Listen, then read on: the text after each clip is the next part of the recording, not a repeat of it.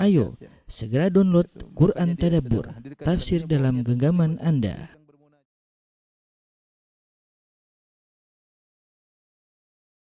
Bismillahirrahmanirrahim. Assalamualaikum warahmatullahi wabarakatuh. Alhamdulillahi ala ihsani wa syukru lahu ala taufiqihi wa amtinani. Wa asyhadu an la ilaha illallah wahdahu la syarika lahu ta'ziman li sya'ni. Wa asyhadu anna Muhammadan abduhu wa rasuluhu da'ila ridwani. Allahumma salli alaihi wa ala alihi wa ashabihi wa ikhwani.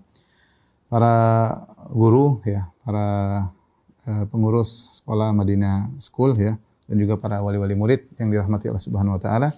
Pada kesempatan kali ini kita akan bahas satu topik yang menurut saya sangat menarik ya. Ketika saya disodorkan judul, saya tidak ngeh ya. Saya pikir seperti yang biasanya adalah bersyukur atas nikmat dan bersabar atas musibah ya. Tadi sebelum mau pengajian saya lihat kembali, ini apa judulnya salah? Karena judulnya adalah bersyukur atas musibah dan bersabar atas nikmat ya. Ternyata memang ada maksud dari panitia menyampaikan judul tersebut ya. Yaitu kita sedang berbicara tentang suatu tahapan yang terkadang tidak diperhatikan oleh banyak orang ya. Secara umum kita bersyukur atas nikmat dan bersabar atas musibah itu secara umum, dan demikianlah kebanyakan dalil yang datang menyampaikan hal ini, dan itu yang biasa dilakukan oleh manusia ya. Bersyukur atas nikmat dan bersabar atas musibah. Namun di balik itu ternyata ada juga yang namanya bersyukur di atas musibah dan bersabar atas nikmat. Insyaallah akan kita singgung dalam kajian kita. Ibu-ibu, bapak-bapak dan juga ikhwan dan akhwat yang dirahmati Allah Subhanahu wa taala.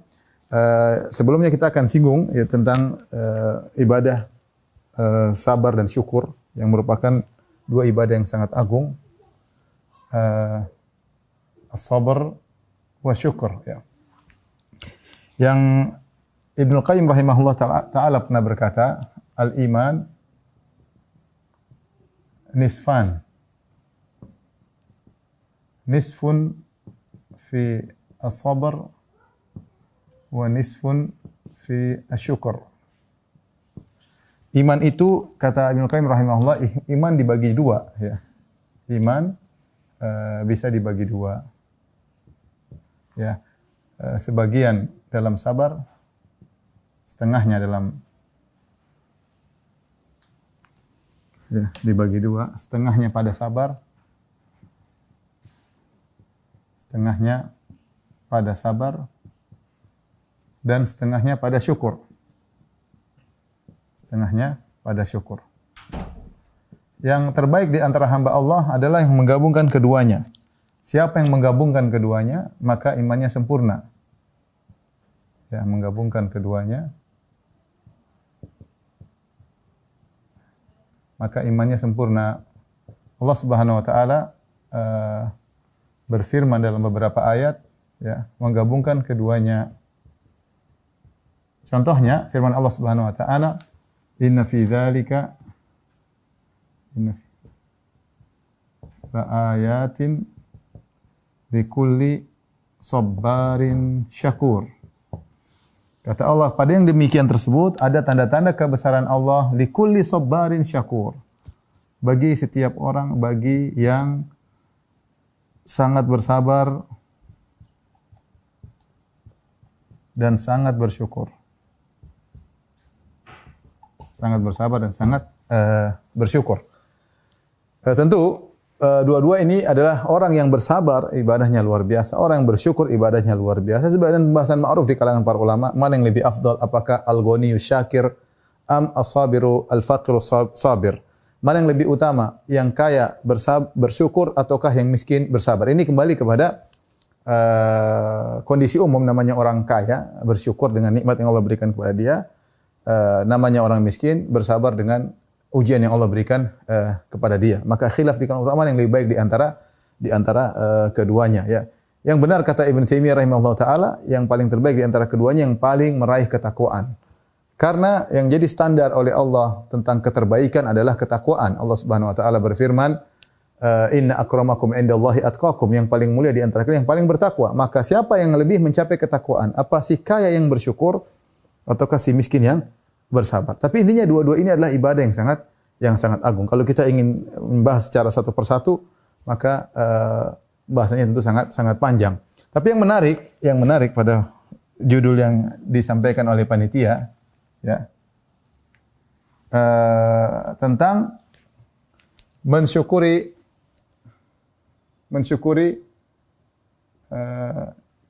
musibah, ya. Kemudian sabar atas nikmat. Sabar atas nikmat. Ini yang apa namanya yang menakjubkan dari judul yang kita sampaikan. Ketika para ulama membahas tentang masalah mensyukuri musibah, ya, mereka membahas bahwasanya ketika seorang terkena musibah, ya, maka yang wajib baginya bersabar, wajib. Tapi kalau dia sampai derajat bersyukur, ridha, maka dia telah melakukan sunnah. Jadi, jika seorang terkena musibah,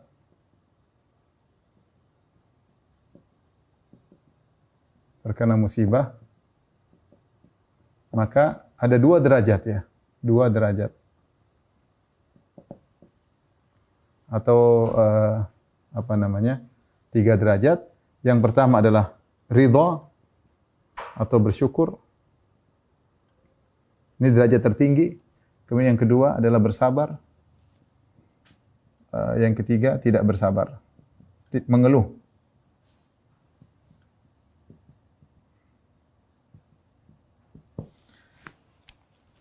Bersabar ini hukumnya wajib. Wajib. Tidak bersabar hukumnya haram.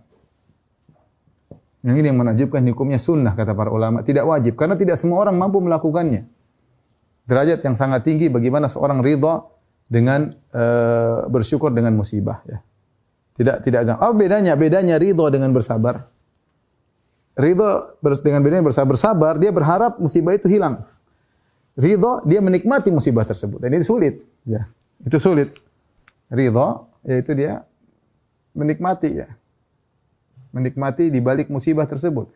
Kalau bersabar ingin segera diangkat. Ingin segera tapi sabar. Nah, itu bedanya, ya. Tentu dari sini kita tahu bahwasanya derajat ridha atau bersyukur ini ini kita bicara bukan bersyukur atas nikmat, ya, tapi bersyukur atas musibah. Ya, maka ini derajatnya sunnah, tidak sampai pada derajat wajib. Yang wajib adalah seorang adalah bersabar. Bagaimana bersabar? Sabar adalah habsu, menahan lisannya untuk tidak mengeluh, menahan perbuatannya agar tidak menunjukkan tidak terima terhadap takdir Allah. Makanya Nabi SAW mengatakan, "Laisa minna man darabal khududa wa syaqqal juyuba wa da'a bid'awal jahiliyah." Bukan dari golongan kami seorang tatkala terkena musibah dia tampar-tampar pipinya, dia robek-robek bajunya, menyeru dengan seruan jahiliyah. Kalau kita terapkan sekarang musibah pandemi, yang wajib kita bersabar. Kita enggak apa ini pandemi, enggak hilang-hilang. Itu namanya kita enggak bersabar.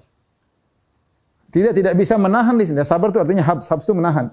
Tidak bisa menahan lisan kita untuk mencela apa yang terjadi, ya, semua sudah takdir Allah Subhanahu wa taala, ya. Atau kita menghadapi pandemi, kemudian usaha kolaps, kita marah-marah banting sana banting sini, itu berarti kita sudah tidak bersabar, kita jatuh pada derajat haram. Pada derajat haram. Tapi siapakah yang mampu untuk ridho dan bersyukur? Di antara kisah yang menarik, ya. Setelah saya merenungkan tentang kisah Nabi Nuh alaihissalam, ya, kisah Nabi Nuh alaihissalam adalah contoh alaihissalam, ya. Contoh sabar dan syukur. Nabi Nuh alaihissalam disifati sabar dalam surat Al-Ankabut. Al-Ankabut Allah buka dengan ayatnya Alif Lam Mim ahasiban nasu ayyutraku amanna wa hum la yuftanun. Wa laqad fatanna alladziina min qablihim fala ya'lamanna Allahu alladziina shadaqu wa la ya'lamanna al-kadzibin. Alif Lam Mim, apakah manusia dibiarkan mengucapkan kami beriman lantas mereka tidak diuji?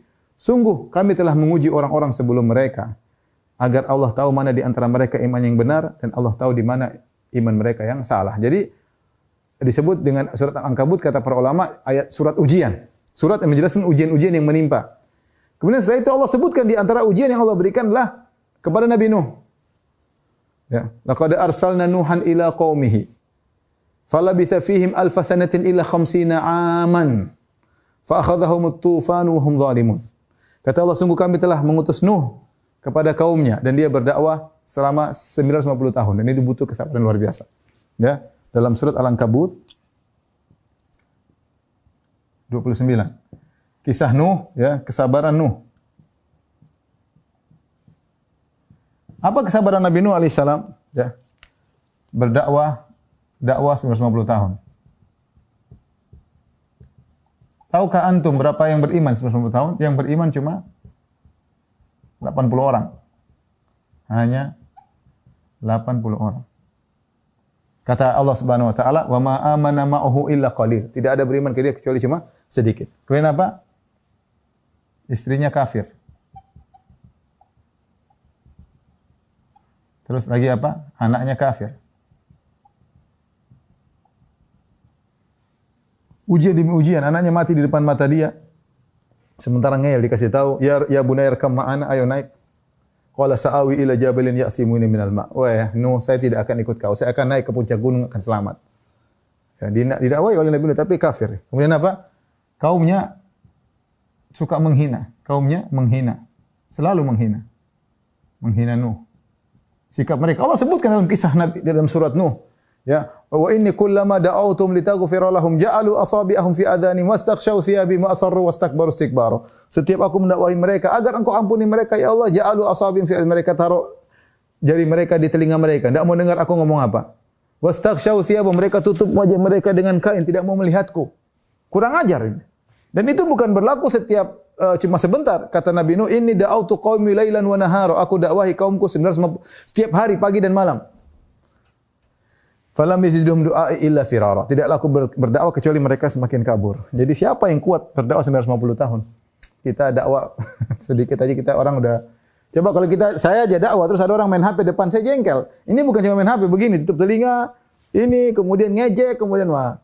Nuh sabar. Tetapi yang menakjubkan dalam surat Al-Isra, ya. Di ayat pertama Allah mensifati Nuh dengan innahu kana 'abdan syakura. Kata Allah innahu kana 'abdan syakura. Ini yang saya ajak kita merenungkan di sini. Bagaimana Allah mensifati dia dengan pandai bersyukur di tengah ujian yang luar biasa. Innahu kana 'abdan syakura. Sungguhnya Nuh adalah hamba yang pandai bersyukur. Ini. Dzurriyyata man hamalna ma'a Nuh innahu kana 'abdan syakura, ya. Dalam surat Al-Isra. Ya, innahu kana, sungguhnya Nuh adalah hamba yang pandai bersyukur. Pandai bersyukur. Disebutkan oleh tafsir yaitu dia pandai bersyukur. Kalau Nuh makan dia mengucapkan alhamdulillah, kalau dia minum dia mengucap alhamdulillah, kalau dia pakai baju dia mengucap alhamdulillah. Selalu dia memuji Allah Subhanahu wa taala di tengah-tengah kesulitan yang dia hadapi. Oleh karenanya pada hari kiamat kelak ketika orang-orang datang minta syafaat, mereka mengatakan, ya Nuh, anta awwalur rusuli ila ahlil ardi wa sammaka Allahu 'abdan syakura. Wahai Nuh, engkau adalah rasul yang pertama Allah kirim ke atas muka bumi. Allah menamakan engkau dengan hamba yang pandai bersyukur. Saya dalam benak saya, seandainya Nuh dikatakan saburan, hamba yang pandai bersabar, maka tepat. Ya, tapi subhanallah ternyata Allah menamakan dia pandai bersyukur. Artinya di tengah musibah yang dia hadapi dengan ujian yang berat, dia adalah hamba yang pandai bersyukur kepada Allah Subhanahu wa ta'ala. Itulah titik yang ingin kita sampaikan. Bagaimana cara kita bisa mensyukuri musibah? Mensyukuri musibah yang kita hadapi. Yang sebagian ulama menafsirkan mensyukuri musibah, ridha dengan musibah, dengan firman Allah Subhanahu wa ta'ala, fasbir, ini ada khilaf, tapi ini di antara tafsiran para salaf. Fasbir sabran jamila. Sebagian salaf menafsirkan sabarlah dengan sabar yang indah, yaitu ridha dengan kesabaran tersebut. Ridha tadi syukur, ridha, senang. Ridha itu artinya senang. Ya, fasbir sabran jamila. Ya, fasbar sabran. Ada yang menafsirkan sabran jamila itu kesabaran tanpa mengeluh kepada manusia. Itu kebanyakan ahli tafsir menafsirkan demikian. Sabrun jamil maksudnya kesabaran tanpa mengeluhkan sama sekali kepada manusia. Tapi yang kita bahas ini sekarang bagaimana cara mensyukuri musibah, ya. Baik. Ternyata kita dapati perkataan Syuraih Al-Qadhi yang di antara contohnya Syuraih Al-Qadhi, salah seorang salaf, berkata, saya nukilkan perkataannya.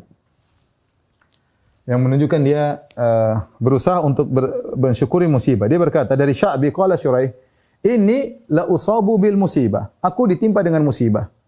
Fa ahmadullaha 'alaiha, maka aku memuji Allah, yaitu dia bersyukur. Arba amarrat, aku memuji Allah 4 kali karena musibah tersebut. Ahmadu idh lam yakun a'zama minha. Pertama aku puji Allah, ternyata musibahnya tidak lebih besar daripada ini. Ini masih bisa aku hadapi. Allah tidak kasih musibah yang lebih besar daripada ini. Yang kedua, ahmadu idh razaqani sabra 'alaiha. Aku muji Allah karena Allah menganugerahkan aku sabar di atas musibah tersebut. Yang ketiga, ahmaduhu idh waffaqani lil istirja' lima arju minas thawab. Aku memuji Allah karena Allah memberi taufik kepada aku untuk mengucapkan inna lillahi wa inna ilaihi raji'un, dan aku dapat pahala dari ucapan tersebut. Yang keempat, wa ahmadu idh lam yaj'alha fi dini, dan aku memuji Allah karena Allah tidak menjadikan musibahku dalam agamaku. Ini contoh bagaimana usaha salaf untuk mensyukuri musibah. Kita ulangi lagi ya. Kenapa Syurah Al-Qadhi memuji Allah, bersyukur atas musibah? Ya. Pertama, dia mengatakan ya, saya memuji Allah 4 kali. Pertama, musibahnya tidak lebih besar. Dia bersyukur. Ada orang dikasih musibah lebih besar. Yang kedua, kemudian dia mengatakan, aku dianugerahi kesabaran. Kesabaran menghadapinya. Kesabaran. Kemudian yang ketiga, yaitu dia mengatakan bahwasanya aku dianugerahi untuk istirja. Dianugerahi untuk istirja. Istirja itu maksudnya inna lillahi wa inna ilaihi raji'un. Itu mengucapkan inna lillahi wa inna ilaihi raji'un. Namanya kalimatul istirja, kalimat untuk mengembalikan segala perkara kepada Allah, maka aku dapat pahala. Aku dapat pahala. Yang keempat, dia mengatakan musibahku bukan pada agamaku. Alhamdulillah. Ada orang dikasih musibah pada agamanya. Dia jadi malah salat, ya. Mungkin hartanya tidak musibah. Kesehatannya oke, tapi musibah pada agama. Malah salat, malas baca Quran, ya. Pelit bersedekah, lupa berbakti kepada orang tua. Itu contoh musibah-musibah yang berkaitan dengan agama. Nah, ini 4 perkara ini salah satu usaha para salaf bagaimana mereka bisa mensyukuri musibah, yang merupakan renungan yang luar biasa dari mereka. Dia mengatakan, "Innila usabil musibah fa ahmadullaha 'alaiha arba'a marrat." Aku diberi musibah dan aku muji Allah sampai 4 kali. Yang pertama, karena musibahnya ternyata tidak lebih besar. Yang kedua, ternyata aku bisa diberi kesabaran. Yang ketiga, aku bisa mengucapkan la ilaha illallah raji'un. Yang keempat, ternyata musibahku bukan pada agamaku. Nah, sekarang coba kita sama-sama renungkan bagaimana cara mensyukuri musibah ya.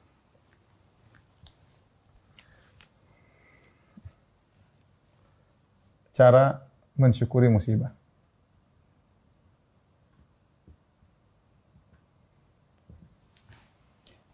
Tadi banyak hal mungkin cara mensyukuri musibah. Pertama, kita tahu musibah ya mengurangi dosa. Kemudian musibah mengangkat derajat.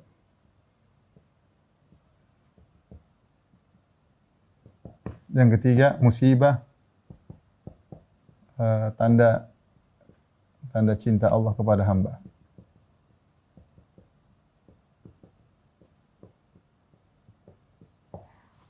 Yang keempat, musibah menghilangkan penyakit ujub dan sombong. Ujub dan angkuh.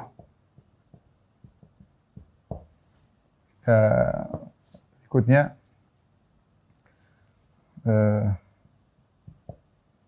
musibah mendekatkan diri kepada Allah. Diriku kepada Allah. Kemudian tadi kita masukkan perkataan Syurah Al-Qadhi, alhamdulillah musibah pada duniaku bukan agamaku.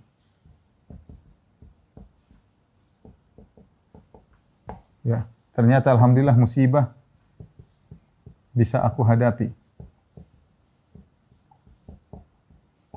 Seandainya datang dalam musibah yang lain,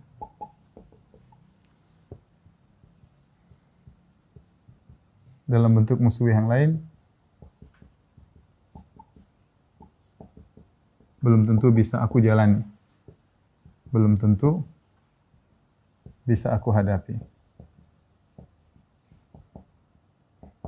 Nah, ini contoh ya, renungan-renungan yang mungkin membantu kita untuk bisa mensyukuri musibah yang menimpa kita. Mungkin akan datang renungan-renungan yang lain. Ini sekedar yang lagi ada di benak saya. Bagaimana kita bisa mensyukuri musibah yang menimpa kita ya. Baik, kita dari awal ya. Ini sudah ada berapa ini? 1, 2, 3, 4, 5, 6, 7 ya. Yang pertama, musibah mengurangi dosa. Jelas ya. Terlalu banyak dalil yang menunjukkan akan hal tersebut. Makanya Nabi SAW mengatakan, tasubbil humma, jangan kau mencela demam. Fa innaha tudhibu khotoya bani Adam kama yudhibul kir khabathal hadid. Sungguhnya demam itu akan menghilangkan dosa-dosa yang menimpa anak Adam sebagaimana alat pandai besi menghilangkan karatan. Demam saja yang mungkin kita bisa tahan itu menghilangkan dosa, apalagi musibah lebih besar daripada itu. Musibah anak meninggal, musibah barang hilang, musibah terkena penyakit pada tubuh kita yang buat kita sedih, buat hati kita terpatah-patah ya. Ya itu luar biasa kalau kita sabar ya.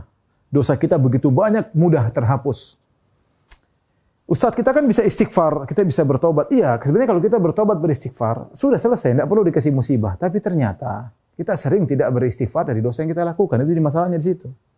Saya kasih contoh sederhana. Kita sering melihat hal yang haram. Berapa sering kita lihat wanita yang bukan, kita lihat auratnya. Kita nonton berita, ada wanita pakai baju kelihatan sedikit belahan dadanya, tidak pakai jilbab. Kita akan lihat, nonton. Sepertinya biasa-biasa saja. Bahkan kita tidak terbetik untuk mengucapkan astagfirullah. Padahal itu dosa. Itu dosa. Ya. Kita mungkin pergi kemana, tahu-tahu dengar musik, tahu-tahu kepala kita ikut goyang. Ikut goyang, menikmati musik tersebut ya. Banyak hal ya, belum kalau kita. Jadi ada dosa-dosa yang kita merasa kita astagfirullah ya Allah. Tapi ada dosa-dosa yang kita istighfar pun kita tidak terpikirkan kalau itu dosa. Ya mungkin diantaranya Allah Subhanahu Wa Taala menghilangkan dosa-dosa tersebut yang tidak kita sempat istighfarkan. Tidak sempat kita bertobat darinya. Atau kita sudah bertobat, ternyata tobat kita kurang tulus. Ya, dengan cara dikasih musibah. Dengan cara dikasih musibah. Maka musibah menghilangkan dosa-dosa. Makanya kata Nabi SAW, ma yusibul muslim min wasabin wala nasabin wala hammin wala hazanin wala ghammin wala adhan wala syaukah yushakuha illa kafarallahu bi khatayahu. Tidaklah menimpa seorang muslim musibah berupa keletihan, berupa wasabin penyakit, berupa nasabin berupa keletihan, berupa hammin kegelisahan, berupa hazanin kesedihan tentang masa lalu teringat-ingat kembali. Wala ghammin kekhawatiran, kegelisahan ya, gundah gulana.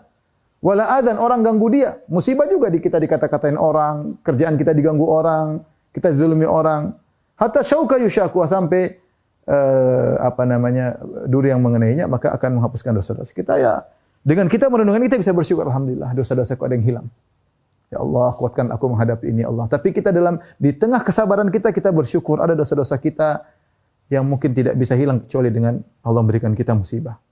Ya. Kita tidak ingin musibah, ikhwan. Siapa di kita ingin musibah? Enggak ada. Ya.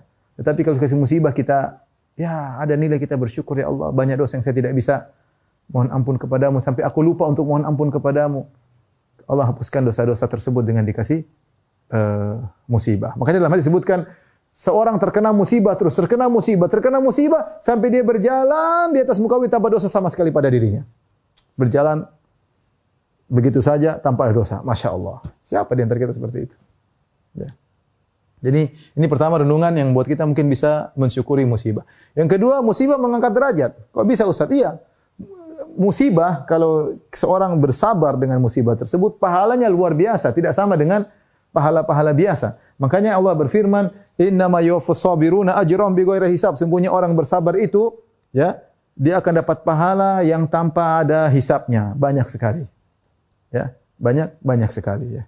Karena di balik kesabaran tersebut, di balik musibah tersebut dia banyak ibadah, dia banyak ini kembali kepada Allah sehingga derajat pahalanya cepat tinggi. Makanya dalam satu hadis, sungguhnya seorang indallahi manzilah, dia punya kedudukan di sisi Allah. Tetapi la yablughuha bi amalihi. Ternyata dia tidak bisa mampu sampai kepada kedudukan tersebut dengan amal dia. Kenapa amal dia tidak cukup untuk mendongkraknya naik ke atas? Maka bagaimana caranya Allah mengatur dia supaya dia bisa dapat yang apa namanya? Derajat tinggi tersebut? Allah kasih musibah. Karena Allah tunggu dia salat malamnya kurang. Allah tunggu sedekahnya masih perhitungan. Allah tunggu berbakti sama orang tuanya masih perhitungan sama orang tuanya. Allah tunggu dia baca Quran masih malas-malas lebih banyak nonton medsos, ya. Terus apa yang buat dia bisa sampai derajat tinggi? Ya udah dikasih musibah aja deh. Kasih musibah, Allah kasih musibah, derajatnya naik. Di antara cara Allah mengangkat derajat seorang, Allah kasih musibah sehingga derajatnya. Kita pikirkan itu, tapi ini semua syaratnya harus dengan bersabar, ya, bersabar. Di balik kesabaran kita bersyukur. Ya. Ketika kita tahu musibah bisa mengangkat derajat seorang, maka kita bersyukur kepada Allah Subhanahu wa taala. Contoh lagi bahwasanya musibah tanda cinta Allah kepada hambanya. Kata Nabi SAW, Man yuridillahu bihi khairan yusib minhu. Barang siapa yang Allah kehendaki kebaikan baginya, Allah timpakan musibah. Dalam hadis yang lain kata Nabi SAW, Inna allaha idha ahabba qawman ibtalahum. Sungguhnya Allah jika mencintai suatu hamba, suatu kaum, Allah uji dia. Makanya orang paling banyak ujiannya orang paling beriman. Yang paling super ujian paling banyak Nabi Muhammad SAW. Asyadun nasi balan al-anbiya, yang paling berat ujiannya para nabi. Summa salihun, orang saleh. Summal amsal fal amsal, kemudian selanjutnya dan selanjutnya. Yubtala rajulu ala qadri imani, seorang diuji berdasarkan tingkat keimanannya. Makanya Nabi lihat bagaimana Nabi lahir sudah yatim, enggak punya orang tua. Kemudian umur 6 tahun ibunya meninggal. Meninggalnya di mana? Bukan di Mekah, bukan di Madinah, lagi safar. Ibunya meninggal lagi safar. Nabi si kecil Muhammad umur 6 tahun lihat ibunya meninggal. Ujian kayak apa? Luar biasa, sedihnya luar biasa. Kemudian tinggal sama kakeknya. Baru 8 tahun kakeknya meninggal. Kemudian tinggal pamannya Abu Talib. Miskin Abu Talib. Sampai Nabi SAW mengembalakan kambing, membantu pamannya. Ya, makanya Nabi ketika sudah menikah dengan Khadijah punya harta, Nabi pelihara Ali bin Abi Talib. Karena paman ini miskin. Abu Talib ini miskin. Kemudian musibah Nabi SAW menikah dengan Khadijah, mendapatkan cinta luar biasa. Kemudian istrinya yang sangat dia cinta tersebut meninggal dunia. Biasanya tempat curhatnya Nabi ketika dia diintimidasi oleh orang-orang kafir Quraisy, ternyata istrinya meninggal dunia. Di saat-saat dia lagi dapat tekanan dari orang musyrikin Arab, orang yang sangat dia cintai, yang Nabi pernah berkata, "Inni ruziktu hubbaha," aku dianugerahi cinta kepada Khadijah. Ya. Belum lagi lihat anaknya semua meninggal. Rasulullah punya anak 7, dari Khadijah 6, dari 1 dari Maria. Qasim, Abdullah, Zainab, Ruqayyah, Ummul Kalsum, Fatimah, Ibrahim, 7. Semuanya meninggal. Bayangkan, kita kalau punya anak 1 meninggal, sedihnya kayak apa? Rasulullah semuanya meninggal di depan dia, kecuali Fatimah. Fatimah, Nabi meninggal dulu, baru Fatimah radhiyallahu anha meninggal 6 bulan setelahnya. Sampai di antaranya ketika anaknya Ibrahim meninggal, di pangkuan Nabi, masih kecil, dan Nabi sangat sayang laki-laki. Tiba-tiba meninggal, Rasulullah SAW meneteskan air mata. Kata Rasulullah SAW, Innal qalba la yahzan. Sungguhnya hati ini bersedih. Wa innal aina la tadma, sungguhnya mata ini mengalirkan air mata. Wala naqulu illa bima yurdi rabbana, namun kami tidak mengucapkan perkataan kecuali yang mendatangkan keridhaan Rabb kami. Wa inna bi firaqika ya Ibrahim la mahzunun, sungguh kami sedih dengan kepergianmu wahai Ibrahim. Ya akhi, subhanallah. Nabi belum diusir dari kaumnya, belum lempar dengan batu. Banyak ujian Nabi sallallahu alaihi wasallam. Sampai sekarang ada orang Perancis masih mencela-mencela Nabi sallallahu alaihi wasallam. Jadi Nabi orang yang paling apa namanya dicintai oleh Allah, dia akan dikasih musibah, itu jelas. Ya. Itu sudah ketentuan alam. Allah sudah menentukan demikian. Makanya musibah tanda cinta Allah kepada hambanya. Inna Allah idza ahabba qauman ibtalahum. Sungguhnya Allah jika mencintai seorang hamba, Allah mengujinya. Kemudian juga di antaranya musibah tadi menggugurkan dosa. Allah tidak tunda dosa kita di akhirat. Dalam satu hadis kata Nabi sallallahu alaihi wasallam, "Idza aradallahu bi 'abdihi khairan 'ajjala lahu al-'uqubata fid dunya, wa idza arada bi 'abdihi syarra amsaka 'anhu hatta yuwaffiya bihi yaumil qiyamah." Kata Nabi, jika Allah menghendaki kebaikan pada seorang, Allah segerakan musibahnya di dunia. Jika Allah menghendaki kuburan baginya, Allah tunda dan Allah akan balas pada hari akhirat kelak. Sebagaimana banyak orang zalim, mereka berfoya-foya, bersenang-senang, kata Allah, "La tahsabannallaha ghafilan 'amma ya'malu adh-dhalimun, innama yu'akhiruhum liyaumin tashkhasu fihi al-absar." Jangan kau sangka Allah lalai dengan perbuatan orang-orang zalim. Sungguhnya Allah tunda pembalasan mereka nanti pada hari di mana mata mereka terbelalak. Baik. Ini di antara hal yang membuat kita bisa mensyukuri musibah. Di antaranya musibah menghilangkan penyakit ujub dan angkuh. Orang kalau tidak pernah terkena musibah, selalu dalam kenikmatan, bisa dia angkuh. Bisa jadi dia ujub, dia merasa dirinya hebat. Ya. Dan ini kata Ibnu Qayyim, betapa banyak orang dalam kenikmatan yang lama akhirnya terkena penyakit angkuh, penyakit ujub. Tapi kalau dikasih musibah sesekali, dia tahu bahwasanya dia tidak bisa apa-apa. Dia bangga dengan pekerjaan, tahu-tahu dikasih pandemi, saya enggak bisa apa-apa. Kalau Allah berkehendak, saya enggak bisa apa-apa. Saya ini siapa? Tidak bisa melawan kekuasaan Allah Subhanahu wa taala. Keberhasilan Allah yang berikan. Dengan dikasih musibah sesekali dia kembali kepada Allah, maka hilanglah ujubnya, hilanglah angkuhnya, hilanglah kesombongannya. Dia tidak bisa melawan keputusan Allah Subhanahu wa taala. Maka banyak orang terkena musibah menghilangkan ujubnya. Kalau tidak dikasih musibah, jadi sombong, jadi angkuh. Kata Allah, "Kalla innal insana la yatgha." Sungguhnya manusia benar-benar melampaui batas. Ar-ra'ahu staghna, tatkala dia merasa dirinya sudah berkecukupan. Sombong. Apalagi punya jabatan, apalagi punya anak. Tapi kalau dikasih musibah tiba-tiba, kemudian ya turun dia. Kesombongannya turun, ujubnya pudar, dan itu kebaikan dia. Kebaikan dia. Agar dia tahu diri. Agar dia tahu dirinya. Tahu diri bahwasanya dia ini siapa ya. Dan itulah kalau kita menunjukkan hal ini, maka ini bisa kita syukuri musibah tersebut menimpa kita, waktu kita syukuri. Kemudian musibah mendekatkan diri kepada Allah Subhanahu wa taala. Ini paling banyak dialami oleh orang, ya. Jangankan kita, orang-orang musyrikin Arab pun demikian. Wa idza raqibu fil fulki da Allah mukhlishina lahuddin. Orang-orang Arab dahulu, musyrikin Arab dahulu, kalau mereka terkena musibah besar, mereka berdoa kepada Allah. Ya. Wa ma bikum min ni'matin fa min Allah, thumma idza massakumudz dzurru fa ilaihi tajarun. Segala nikmat yang Allah berikan pada kalian adalah dari Allah Subhanahu wa taala. Kemudian kalian jika ditimpa dengan kemudaratan, kalian kembali kepada Allah Subhanahu wa taala. Dan banyak orang ya terkena musibah, maka kemudian dia menangis di malam hari, yang biasanya tidak pernah salat malam, dia salat malam. Yang dijauh dari Allah, dia baca Al-Qur'an, hatinya terenyuh, hatinya hancur di hadapan Allah Subhanahu wa taala. Dia tidak bisa, dia meletakkan semua harapannya kepada Allah Subhanahu wa taala. Semua pintu sudah dia ketuk, semuanya tertutup. Pintu dunia, pintu langit enggak pernah tertutup. Semua dia telepon sana, telepon sini, enggak ada yang bantu. Hatinya kembali kepada Allah. Ini yang ibadah yang sangat agung ketika seorang terkena musibah, tawakalnya murni 100% kepada Allah Subhanahu wa taala. Saat itulah dia mencapai derajat yang tinggi. Makanya saya katakan, orang yang terkena musibah, dia mendekatkan dirinya kepada Allah Subhanahu wa taala. Ini di antara faktor yang buat seorang pandai bersyukur kepada Allah Subhanahu wa taala. Kemudian juga alhamdulillah kita memuji Allah, musibah bukan pada agama tapi pada dunia. Kita di tengah pandemi alhamdulillah kita masih bisa tarawih, kita masih bisa baca Quran, kita masih bisa puasa, kita masih bisa ta'lim, kita masih bisa sedekah, kita masih bisa silaturahmi, alhamdulillah. Bukan musibah pada agama. Lihat sebagian orang diberi kesehatan tapi lupa dengan Allah Subhanahu wa taala. Sombong, ujub, malas beribadah, ya. Maksiat, berhura-hura, pergi kemana, ke diskotik dan yang lainnya. Selingkuh sana, selingkuh sini, banyak. Ya, banyak. Maka kita bersyukur musibah bukan pada agama. Makanya di antara doa Nabi SAW, wala taj'al musibatana fi dinina. Ya Allah, jangan kau jadikan musibahku pada agamaku. Musibah pada dunia. Dunia datang dan pergi, ikhwan. Bawan ibu, dunia datang pergi, nanti datang lagi. Datang pergi lagi. Ya. Di tangan kemudian terlepas. Di ATM kemudian hilang. Rekening banyak kemudian berkurang. Seperti itu dunia. Dengan keperluan atau dengan musibah. Dunia itu pergi dengan ada keperluan kita atau dengan dikasih musibah. Tapi jangan sampai musibah kita pada agama kita. Inilah modal kita bertemu dengan Allah Subhanahu wa taala, maka kita bersyukur kepada Allah tatkala musibah yang menimpa bukan pada agama kita. Kemudian di antaranya musibah bisa aku hadapi, bisa kita hadapi. Sering datang dalam bentuk musibah yang lain belum tentu bisa kita hadapi. Ini benar, ikhwan.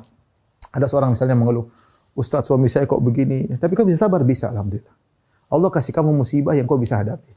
Seorang sebaliknya ngeluh, "Ustaz, istri saya kayak begini." Kau bisa sabar enggak?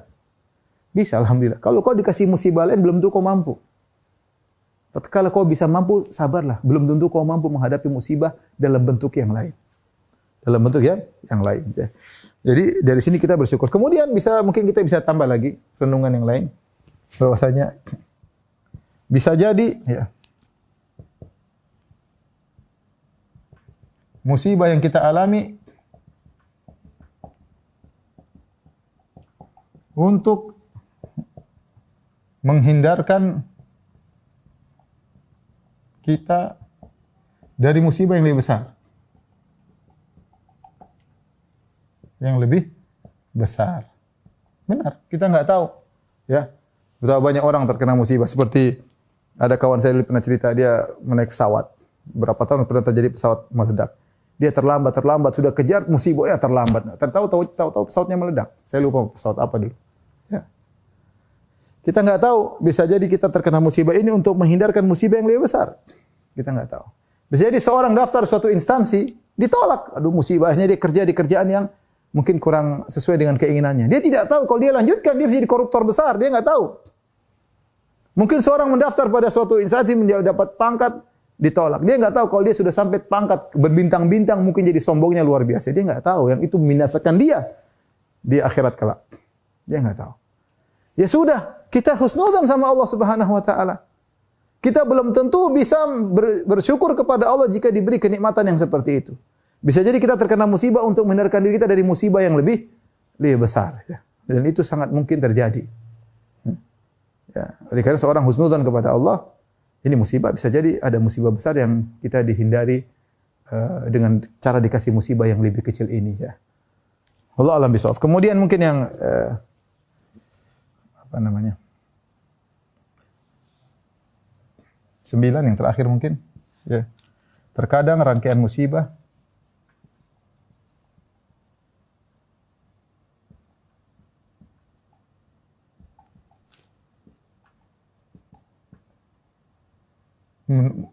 mengantarkan kepada kenikmatan.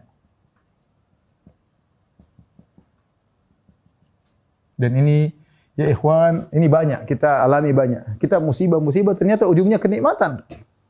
Benar ini, saya maksudnya tidak ingin cerita, tapi maksudnya banyak kita rasakan musibah. Ternyata ini rangkaian mengantar kita kepada kenikmatan yang lebih jauh, lebih baik.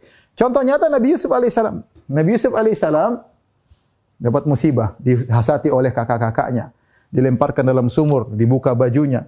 Kemudian setelah itu dijual jadi budak. Bayangkan adik mereka dijual, dipisahkan dari bapak yang sangat dia cintai. Dia masih kecil, dipisahkan dari bapaknya. Jadi budak, jadi pekerja. Kemudian dituduh berzina, dimasukkan dalam penjara. Terus dipenjara lagi. Ujung-ujungnya jadi bendaharawan Mesir. Yang seandainya tidak ada rangkaian musibah ini, dia tidak akan menjadi demikian. Tidak akan menjadi demikian. Ini contoh ya.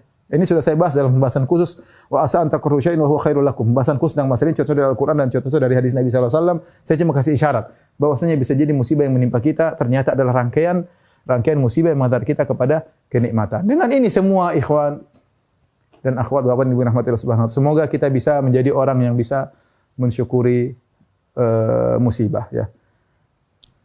Baik, bagian kedua tentang apa? Sabar atas nikmat. Ini agak baik, tolong dihapus. Jadi ikhwan dan akhwat, biasakan diri kita ketika agar kita bisa bersyukur di atas musibah. Begitu terkena musibah kita bilang alhamdulillah ala kulli hal. Biasakan diri apapun. Alhamdulillah ala kulli hal. Segala puji bagi Allah segala kondisi. Karena kita tahu di balik itu pasti ada kenikmatan yang tidak kita ketahui.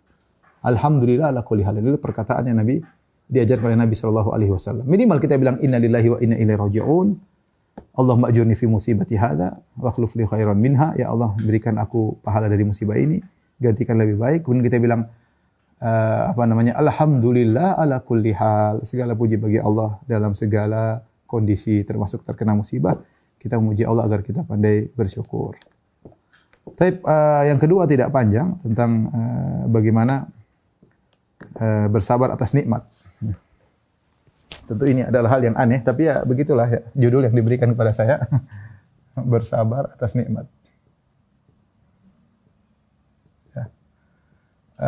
Kita tahu bahwasanya ujian bukan hanya nikmat, juga adalah ujian. Nikmat juga adalah ujian.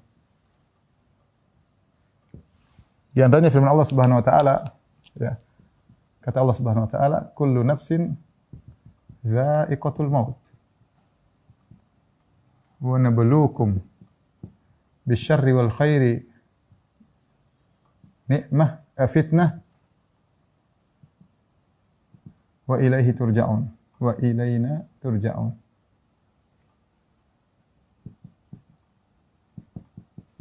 Kata Allah Subhanahu wa taala, setiap yang bernyawa akan merasakan mati.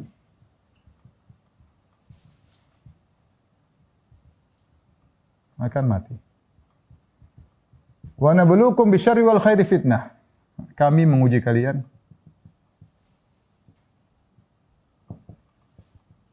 dengan keburukan dan kebaikan. Perhatikan sih, keburukan dan kebaikan. Ya, kebaikan juga ujian. Wa ilaina turja'un, kepada kamilah kalian akan dikembalikan.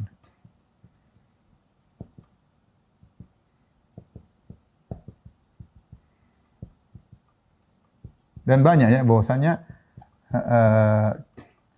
kebaikan adalah ujian. Seperti firman Allah Subhanahu wa taala ketika Nabi Sulaiman mendapat kenikmatan, dia mengatakan hadza min fadli rabbi liyabluwani ashkura am akfur.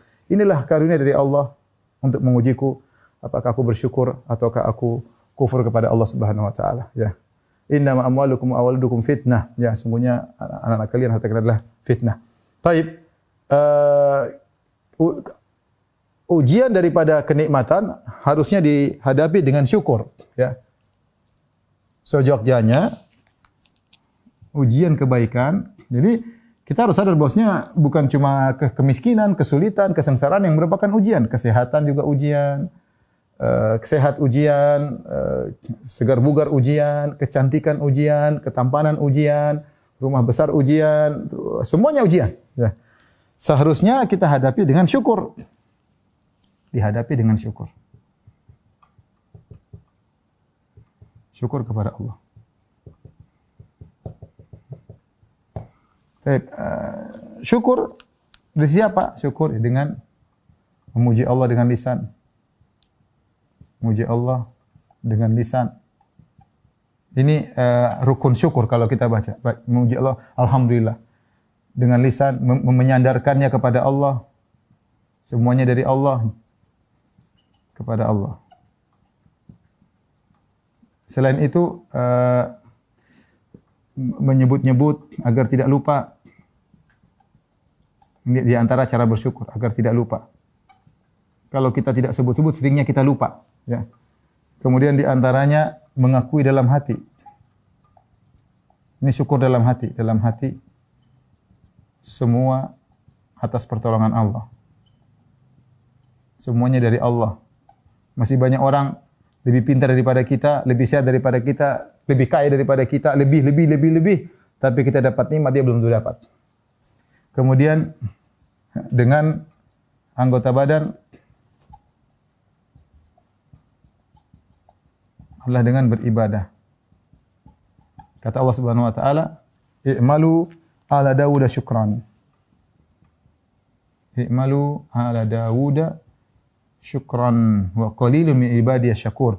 Wahai keluarga Daud, beramal solehlah kalian sebagai bentuk syukur kepada Allah. Ya, maka hukum asal ketika seorang ya diuji dengan kebaikan, maka dia hadapi dengan syukur kepada Allah. Syukur tadi dengan lisan, dengan hati, ya. Jangan kita bilang karena saya itu ujub namanya. Ya, orang yang ujub susah bersyukur. Yang ketiga dengan anggota badan, buktinya kita bersyukur, kita beramal soleh. Timbul pertanyaan, bagaimana terus bersabar dengan nikmat?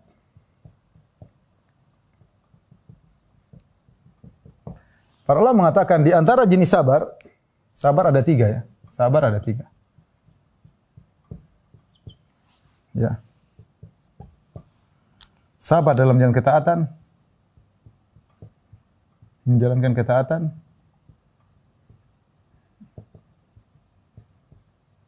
Sabar dalam meninggalkan maksiat.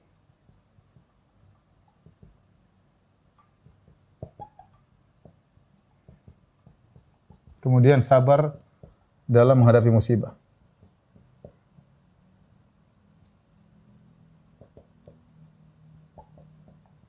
Saya katakan, untuk 2 perkara ini, sabar dalam jalan ketaatan, sabar dalam maksiat, ini bisa dialami oleh orang kaya, dihadapi oleh orang kaya.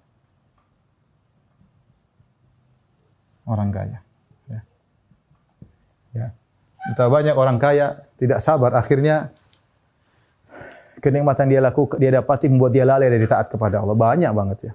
Akhirnya apa? Punya duit banyak, lupa untuk beribadah, sibuk ngitung duit terus ya, lupa untuk bersedekah, banyak buat dia lalai. Perginya jalan sana, jalan kemari, ketemu kawan-kawan berbangga-bangga cerita, oh saya sudah ke Eropa, saya sudah ke Afrika, saya sudah ke Australia, sudah kemana. Akhirnya ya lupa untuk taat. Dia tidak sabar menjalankan ketaatan. Kenapa? Dia terlalu santai, terlalu leha-leha, terlalu nikmat sehingga lupa untuk beribadah, dan itu banyak. Kemudian juga orang yang bersabar terpancing untuk melakukan maksiat. Dia punya uang, dia mau apa aja.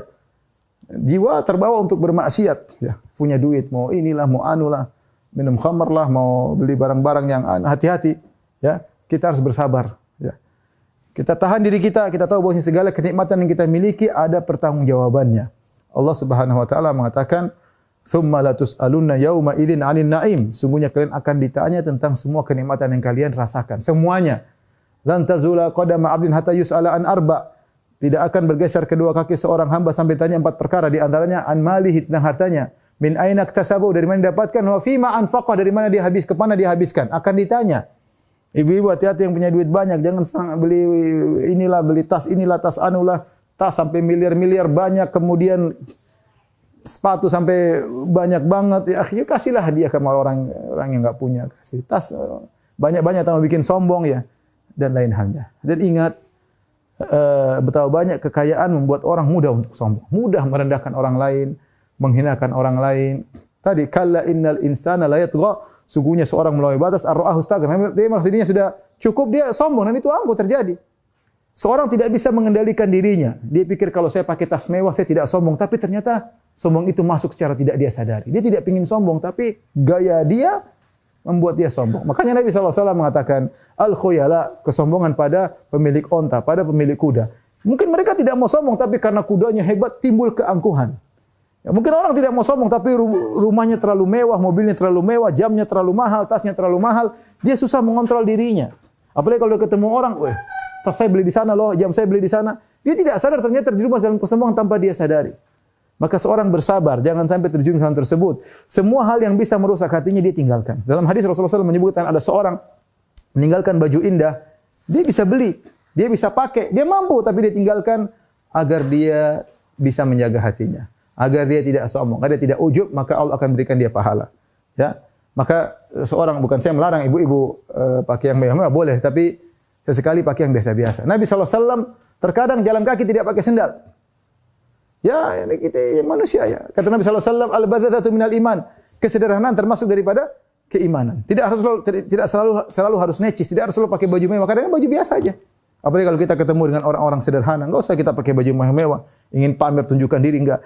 Kita enggak bisa mengontrol hati kita, ibu-ibu, hati-hati. Ini saya bicara ibu, kan bapak-bapak gaya ya tidak terbataslah gayanya, kecuali ibu-ibu yang sering bergaya. Bapak-bapak mungkin gaya dengan jamnya atau dengan tasnya. Bapak caranya bukan ibu saja yang bisa gaya dengan tas. Bapak juga bisa gaya dengan tas mahal ya. Bisa dengan sendal mahal ya.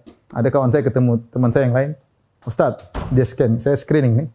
Oh, di badan dia ada 800 juta Ustaz. Kok bisa? Iya, sendalnya sekian, jamnya sekian. Masya Allah. Ini orang hebat ya. Ya tergantung orang ya. Kita tidak menuduh orang pakai baju barang bagus dia sombong, enggak. Hati-hati, waspada. Ya. Kalau kau bisa jawab pertanyaan di depan Allah, kemana, buat apa kau habiskan? Silakan pakai sepuasmu. Yang penting bisa jawab. Saya pernah ngomong sama kawan saya pas hajian, dia punya jam mahal. Saya bilang, "Itu bisa jawab nanti pas jam." "Oh, bisa Ustaz, saya bisa jawab di hadapan Allah. Karena saya kerja." "Oh, oke. Kalau kau bisa jawab, enggak apa-apa, selesai." Kalau saya yang ditanya, saya enggak bisa jawab. Tapi kalau kamu, ya karena saya harus pakai jam mahal Ustaz. Kalau saya enggak pakai jam mahal, saya tidak dipercaya sama orang, saya enggak bisa. Terserah, yang penting kamu bisa jawab dan jangan sombong, itu saja. Dan alhamdulillah orang yang tawadhu. Orang yang tawadhu, dia tidak sombong, tidak angkuh, alhamdulillah ya. Perhatian sama dakwah, alhamdulillah. Baik, ini saja Bapak-bapak yang dirahmati Allah Subhanahu wa taala. Baik, mungkin sampai di sini saja kawan-kawan yang dirahmati Allah Subhanahu wa taala. Karena tadi kita agak terlambat ya. Mulainya saya mohon maaf ya, ada janji yang lain ya. Semoga dimengerti, semoga para wali murid, guru-guru semua sabar dalam menghadapi pandemi, bahkan menjadi orang-orang yang bersyukur ya, bisa mendidik anak-anak dengan lebih baik ya, karena amanah dari Allah Subhanahu wa taala. Demikian kuliah saya mohon maaf, wabillahi taufiq wal hidayah. Assalamualaikum warahmatullahi wabarakatuh.